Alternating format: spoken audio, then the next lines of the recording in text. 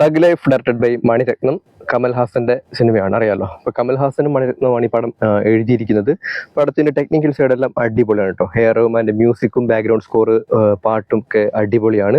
പിന്നെ cinematography Ravi K ചന്ദ്രനാണ്, അതുപോലെ തന്നെ എഡിറ്റർ ശ്രീകർ പ്രസാദ്. അതുകൂടാതെ പടത്തിന്റെ action choreography, costumes, colour tone, ഈ ഭാഗങ്ങളൊക്കെ നല്ല അടിപൊളിയാണ്. പക്ഷെ ഒരു സിനിമ നന്നാവണമെങ്കിൽ അടിസ്ഥാനപരമായിട്ട് അതിൻ്റെ സ്ക്രിപ്റ്റ് എന്ന് പറയുന്ന സാധനം സൂപ്പർ ആയിരിക്കണം. ഇല്ലെങ്കിൽ ഇനി ആരെല്ലാം വന്ന് പണിയെടുത്തു കഴിഞ്ഞാലും സിനിമ പൊളിഞ്ഞ് പാളീസാകും. ഈ സിനിമയുടെ കാസ്റ്റിങ്ങിലേക്ക് വന്നു കഴിഞ്ഞാൽ കമൽ ഹാസൻ, അഭിരാമി, തൃഷ, പിന്നെ നമ്മുടെ ചിമ്പു, ജോജു ജോർജ്, ഐശ്വര്യലക്ഷ്മി, പിന്നെ നമ്മളെ ബാബുരാജ് ഈ സിനിമയിൽ കിടിലം പ്രകടനം കേട്ടോ. ഈ സിനിമയിൽ കമലഹാസനെക്കാട്ടിലും നന്നായിട്ട് അഭിനയിച്ചിട്ടുള്ളത് ബാബുരാജാണ്. നമ്മുടെ മലയാള സിനിമയിലെ ബാബുരാജ് ഇല്ലേ, അയാൾ തന്നെ. ആകെ 2 സീനിലേ ഉള്ളൂ, നല്ല വൃത്തിയായിട്ട് തന്നെ ചെയ്തിട്ടുണ്ട്. പിന്നെ അതുകൂടാതെ പിന്നെ ഒരുപാട് താരങ്ങൾ അഭിനയിച്ചിട്ടുണ്ട്, ഒരുപാട് ആർട്ടിസ്റ്റുകൾ ഈ സിനിമയിൽ അഭിനയിച്ചിട്ടുണ്ട്. മണിരത്നത്തിൻ്റെ സിനിമ അറിയാമല്ലോ, ഒരുപാട് ആർട്ടിസ്റ്റുകൾ ഉണ്ടാവും സിനിമയിൽ. അതുകൂടാതെ ഒരുപാട് മറ്റേ ജൂനിയർ ആർട്ടിസ്റ്റുകളൊക്കെ ഈ സിനിമയിൽ അഭിനയിച്ചിട്ടുണ്ട്. പക്ഷേ ഈ സിനിമയുടെ സ്റ്റാർട്ടിങ്ങിൽ ഞാൻ പറയാം, ഇപ്പോൾ സിനിമയുടെ സ്റ്റാർട്ട് ചെയ്യുന്ന സമയത്ത് തന്നെ ആ പുതപ്പെല്ലാം പോച്ചിട്ടുള്ള ആ ഒരു കമലഹാസനാണ് കാണിക്കുന്നത്. അതിനുശേഷം ഒരു ഫ്ലാഷ് ബാക്ക് സീനിലേക്ക് പോകുന്നുണ്ട്. 1994 ഡൽഹിയാണ് കാണിക്കുന്നത്.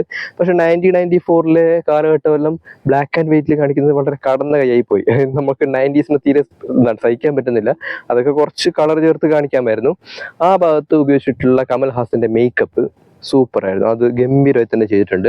അവിടെ ഒരു ഗൺ ഷോട്ട് വരുന്നുണ്ട് കേട്ടോ, അതായത് ഒരു ആക്ഷൻ വരുന്നുണ്ട്, അതും നല്ല വൃത്തിയായി തന്നെ ചെയ്തിട്ടുണ്ട്.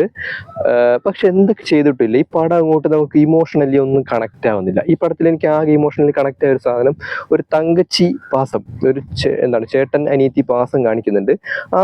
ആ സിനിമയുടെ സ്റ്റാർട്ടിങ് മുതൽ എൻഡിങ് വരെ അവർക്ക് നല്ല രീതിയിൽ മെയിൻറ്റെയിൻ ചെയ്ത് കൊണ്ടുപോകാനും ആ സാധനം വർക്കായിട്ടുണ്ട്. കുറ്റം പറയാൻ വേണ്ടി പാടില്ലല്ലോ, കുറ്റം ഞാൻ പറയാൻ തുടങ്ങുന്നതേ ഉള്ളൂ. അപ്പോൾ വേണമെങ്കിൽ ഈ സിനിമയെ ഒരു ഇന്ത്യൻ 3 ആയിട്ട് പരിഗണിക്കാം. എനിക്ക് തോന്നുന്നു കമലഹാസന് ഈ പടത്തിൽ, അതായത് ഇന്ത്യൻ 2 അഭിനയിച്ചതിന് ശേഷം ആ ഇന്ത്യന്റെ ഹാങ് ഓവർ വിട്ട് മാറിയിട്ടില്ല എന്ന് തോന്നുന്നു. നമ്മുടെ നാട്ടിലുള്ള ഈ 80ഉം 75ഉം വയസ്സിലുള്ള വയസ്സന്മാരെല്ലാം ഈ ബലാരിഷ്ടവും കുടിച്ച് കുഴമ്പും തടവി ഗ്യാസിന്റെ ഗുളികയിൽ നിന്ന് ജീവിക്കുന്ന സമയത്ത് ഈ ഒരു മനുഷ്യൻ, അതായത് ഈ കമലഹാസൻ അഭിനയിക്കുന്ന വയസ്സൻ കഥാപാത്രങ്ങൾ മാത്രം കഴുത്തിൽ 4 വെടിയുണ്ട്, പള്ളക്ക് 4 വെടിയുണ്ട്, കൈക്ക് വെടിയുണ്ട്, ഇതൊന്നും പോരായിട്ട് നാട്ടിൽ ഓടി നടന്ന് അടിയും കൊള്ളുന്നുണ്ട്. എന്നാൽ ഒരു കോൺക്രീറ്റിന്റെ ബീമെല്ലാം ചെങ്ങായി താങ്ങി നിർത്തുന്നുണ്ട് ഈ പടത്തില്. താങ്ങത്ത് മീൻസ് അയാൾ വീണു, അതിന്റെ പുറത്താണ് ഈ കോൺക്രീറ്റ് ഒന്നും വീണിട്ടുള്ളത്. പക്ഷെ ഒരു കുരുക്കവും ഇല്ല, വീണ്ടും അറിഞ്ഞും പുറഞ്ഞും അടി വാങ്ങുന്നുണ്ട്. ഇതൊന്നും കൺവിൻസിങ് ആണ് ഈ സാധനം. ഓക്കെ, അത് കൺവിൻസിങ്, നമ്മൾ പലതരത്തിലുള്ള ആക്ഷനും കാര്യങ്ങളൊക്കെ കാണുന്നുണ്ട്, എല്ലാ ആക്ഷനും കൺവിൻസിങ് ആയിരിക്കണമെന്നില്ല. പക്ഷെ സ്ട്രോങ് ആയിട്ടൊരു സ്ക്രിപ്റ്റ് ഉണ്ടെങ്കിൽ നമുക്ക് കുറച്ചുകൂടി ബിലീവബിൾ ആകും. ഓക്കെ, സിനിമ എന്നുള്ളൊരു പരിഗണന നമ്മൾ കൊടുക്കുന്നുണ്ടെങ്കിൽ പോലും കഥ അത്രയ്ക്കും ഇമോഷണലി കണക്ട് ചെയ്ത് നിന്നാൽ മാത്രമേ നമുക്ക് ഈ സാധനം കണ്ടുകൊണ്ടിരിക്കാനുള്ള ഒരു തോന്നലുണ്ടാകൂ. പക്ഷെ ഈ പടം പല സ്ഥലത്തും വീക്കായി പോയി. ഇപ്പൊ നമ്മള് വിക്രം എന്ന് പറഞ്ഞ സിനിമ എടുക്കാം. വിക്രം എന്ന് പറഞ്ഞ സിനിമയുടെ ഫസ്റ്റ് ഹാഫിൽ കമലഹാസൻ ഇങ്ങനെ തട്ടിപ്പോകുന്നതായിട്ട് പറയുന്നുണ്ട്. അപ്പൊ നമുക്കറിയാം കമലഹാസൻ തട്ടിപ്പോയിട്ടില്ല എന്നും. ഇന്റർവെല്ലിന് ശേഷം ബൈക്കിൽ വരുന്ന ചെങ്ങായി കമലഹാസനാണ്, ഹെൽമെറ്റ് ഊരുന്നത് വരെ അത് കമലഹാസനാണെന്നെല്ലാം നമുക്കറിയാം. എന്നാലും ഹെൽമെറ്റ് ഊരി കഴിയുമ്പോൾ നമുക്കൊരു ആവേശം വരുന്നുണ്ടല്ലോ, ആ ഒരു സാധനം ഈ പടത്തിൽ വർക്കായിട്ടില്ല. ഈ പടത്തിൽ ഇന്റർവെല്ലിന് ശേഷം കമലഹാസൻ ഒരു വരവ് വരുന്നുണ്ട് മോനെ, നമ്മളെ പട്ടണപ്രവേശ സിനിമയിൽ തിലകം വരൂലേ, താടിയെല്ലാം വെച്ച് മുടിയെല്ലാം വളർത്തിയിട്ട് ഇങ്ങനെ ഒരു പുതപ്പെലോട്ട് വരൂലേ, അതുപോലത്തെ ഒരു വരവ്. അവിടെ ഒരു ആക്ഷൻ ചെയ്യുന്ന കാര്യങ്ങളൊക്കെ നല്ല സൂപ്പറാണ്. ഒരു റെയിൽവേ സ്റ്റേഷനിലെല്ലാം ഉള്ളൊരു ആക്ഷനൊക്കെ വരുന്നുണ്ട്, അതൊക്കെ നല്ല അടിപൊളിയായി തന്നെ ചെയ്തിട്ടുണ്ട്. പക്ഷേ ഇതെവിടെയാണ് പ്ലേസ് ചെയ്തിട്ടുള്ളത്, അതാണ് ഞാൻ പറഞ്ഞത്. ഈ ക്യാരക്ടേഴ്സും അതുപോലെ തന്നെ സിറ്റുവേഷനെല്ലാം കൃത്യമായിട്ട് നല്ലൊരു സ്റ്റോറി ലൈനിൽ പ്ലേസ് ചെയ്താൽ മാത്രമേ ഈ സാധനം കണ്ടുകൊണ്ടിരിക്കുന്ന ആൾക്കാർക്ക് ഒരു ആവേശം തോന്നും. അതിൻ്റെ ഇടയിൽ നമ്മൾ ജോജു ജോർജ്, റെയിൽവേ സ്റ്റേഷനിൽ കടന്നുറങ്ങുന്ന ജോജു ജോർജ് അതിദാരുണമായിട്ട് കൊല്ലപ്പെടുന്നൊക്കെയുണ്ട്. ജോജുവിന് വളരെ ചെറിയ റോളാണ്. ജോജുവിന്റെ തമിഴ് സ്ലാങ് അത്ര വൃത്തിയാവാത്തത് കൊണ്ടാണോന്ന് അറിയില്ല. മലയാളിയായിട്ട് തന്നെയാണ് അഭിനയിച്ചിട്ടുള്ളത്. പത്രോസ്, കാഞ്ഞിരപ്പള്ളിക്കാരൻ പത്രോസ്, അങ്ങനെ ഒരു ക്യാരക്ടറാണ് ചെയ്തിട്ടുള്ളത്. അയാൾ നന്നായി തന്നെ ചെയ്തിട്ടുണ്ട്. പക്ഷെ ആ കഥാപാത്രം ഇങ്ങനത്തെ ഒരു സ്റ്റോറിയിലായി പോയി. അതുകൂടാതെ ഐശ്വര്യലക്ഷ്മിയുടെ കഥാപാത്രത്തിലേക്ക് വന്നു കഴിഞ്ഞാലും വളരെ കുറച്ചേ ഉള്ളൂ, പക്ഷെ അതൊരു നല്ല രീതിയിൽ തന്നെ ചെയ്തിട്ടുണ്ട്. തൃഷയുടെ ക്യാരക്ടർ ഒരു എക്സ്ട്രാ ക്യാരക്ടറായിട്ടാണ് കയറി വരുന്നത്, അതും വലിയ കുഴപ്പമില്ലാത്ത രീതിയിൽ അവർ ചെയ്തിട്ടുണ്ട്.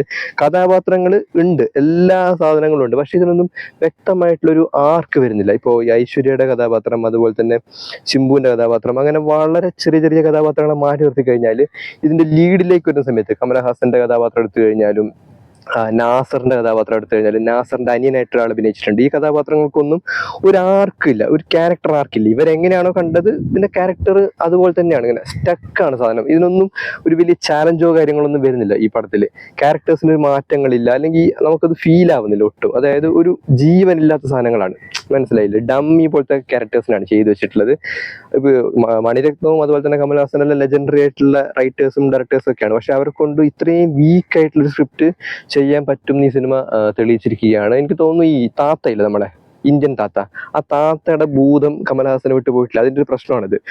ഈ ആക്ഷൻ എല്ലാം വരുന്ന സമയത്ത്, അല്ലെങ്കിൽ ചില ഫ്രെയിമെല്ലാം കാണുന്ന സമയത്ത് നമുക്ക് തന്നെ ചിരി വരും, ഇയാൾ ഞാൻ എവിടെയോ കണ്ടിട്ടുണ്ടല്ലോ എന്ന്. ഞാൻ വല്ലാണ്ട് ഊക്കാൻ വേണ്ടി നിൽക്കുന്നില്ല. ഈ പടം മൊത്തത്തിൽ അത്ര പോരാ. ഞാൻ ഒരുപാട് പ്രതീക്ഷിച്ച് പോയതാണ്. അതായത് മണിരത്നത്തിന്റെ സിനിമ, കമൽഹാസൻ എഴുതിയ പടം തഗ് ലൈഫ്, ഇത്രയധികം ടെക്നീഷ്യൻസ് എല്ലാം ഈ സിനിമയിൽ വർക്ക് ചെയ്യുന്ന സമയത്ത് നമുക്കൊരു പ്രതീക്ഷ ഉണ്ടാവില്ല. പ്രത്യേകിച്ച് ഇത്രയധികം സ്റ്റാർ കാസ്റ്റും കാര്യങ്ങളെല്ലാം വരുന്നുണ്ട്, കുറെ മലയാളികളെല്ലാം അഭിനയിക്കുന്നുണ്ട്. മലയാളീസിന്റെ കാര്യം വിട്, കുറെ ആൾക്കാർ അഭിനയിക്കുന്നുണ്ട്. അപ്പൊ നമുക്കൊരു പ്രതീക്ഷ ഉണ്ടാവും, ഒന്നുമില്ലെങ്കിൽ ഇത് പൊളിഞ്ഞ് പാളിസാവില്ല എന്ന ഒരു തോന്നൽ നമുക്കുണ്ടാവും. പക്ഷെ ഇത് പടം തുടങ്ങി ആദ്യത്തെ ഒരു ഫ്ലാഷ് ബാക്കും കഴിഞ്ഞ് പിന്നെ ഒരു പ്രസന്റ് ടൈമിലേക്ക് വരുന്ന സമയത്ത് തന്നെ നമുക്കിത് മനസ്സിലാവും,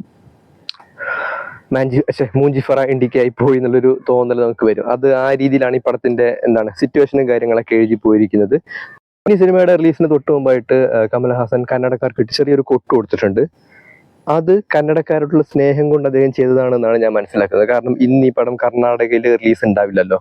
കന്നഡക്കാരുടെ 130 രൂപയും ഈ 2.5 മണിക്കൂറും സേവ് ചെയ്തു അദ്ദേഹം. കാരണം ഈ പടം ഈ റിവ്യൂ വന്നു കഴിഞ്ഞാലും അധികം കന്നഡക്കാരും കാണാൻ വേണ്ടി പോകുമെന്ന് എനിക്ക് തോന്നുന്നില്ല. കാരണം അവരുടെ പൈസയെ കമൽഹാസൻ രക്ഷിച്ചു, അല്ലെങ്കിൽ സേവ് ചെയ്തു, അങ്ങനെയാണ് എനിക്ക് തോന്നുന്നത്.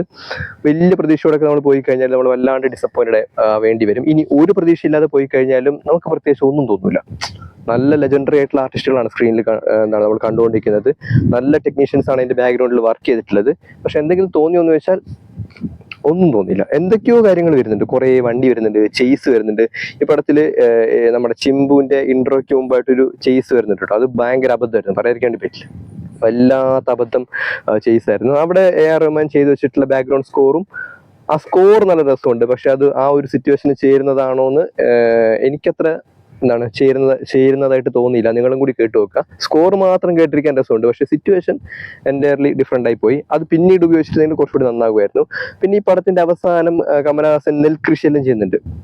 അവിടെ ഒരു കൂളിംഗ് ഗ്ലാസ് എല്ലാം വെച്ചിട്ട് പിന്നെ വിൻവിഴി നായക എന്നെല്ലാം മറ്റൊരു സാധനം പറഞ്ഞു പോകുന്നുണ്ട്. പക്ഷെ ആ സ്കോർ മാത്രം കേൾക്കുമ്പോഴേ രസമുള്ളൂ കേട്ടോ. സ്ക്രീനിൽ കാണുന്ന സമയത്ത് നമുക്ക് തന്നെ എന്തോ ഒരു ഈ ആലുവയും മത്തിക്കറിയും പോലെ ഉണ്ട്. സിറ്റുവേഷൻ തമ്മിൽ തീരെ യോജിക്കുന്നില്ല. ഞാൻ പറഞ്ഞില്ലേ, ഈ സിനിമയുടെ സിറ്റുവേഷൻസ് എല്ലാം അങ്ങനെ ഒരു മാതിരി സിറ്റുവേഷൻസ് ആണ്. നമുക്ക് ഒരു തരത്തിലും ഇമോഷണലി കണക്ട് ചെയ്യാൻ പറ്റാത്ത, എന്തോ ഇങ്ങനെ ഒരു സിനിമ ഉണ്ടാക്കാൻ വേണ്ടി ചെയ്തു വെച്ചൊരു സിനിമ പോലെയാണ് എനിക്ക് തോന്നിയത്.